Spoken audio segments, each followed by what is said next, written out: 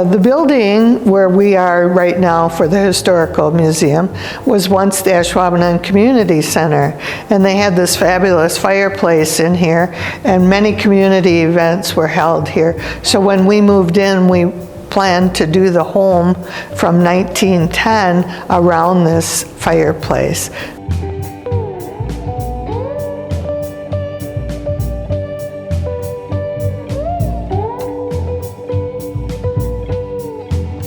My favorite is the sewing machine. Many people will come in and say, I remember that. With the pedal, you had to pedal, and because there was no electricity then.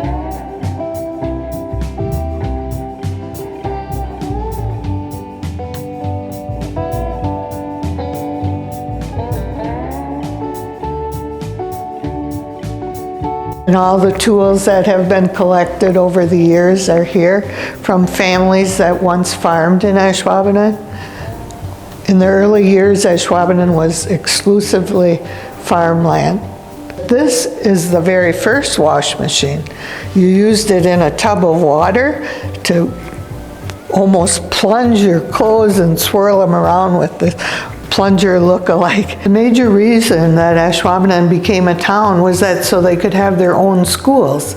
And after the legislature went through, it only took till that fall to have 2 one-room schools ready to go.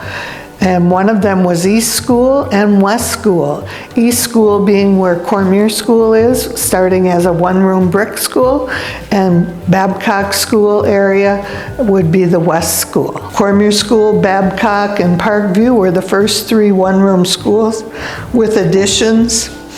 1963, Valley View was built. In 1969, Pioneer opened. And then came the high school and Parkview Middle School.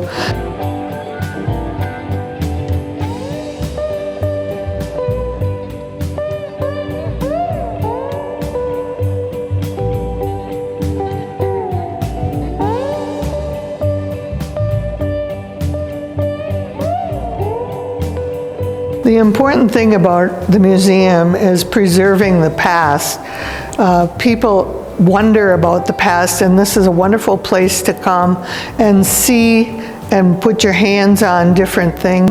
I grew up in Ashwaubenon from the time I was 4, so I watched Ashwaubenon grow, and I've always been interested in how Ashwaubenon grew from just a rural community into a full-fledged village with so many things to offer its residents.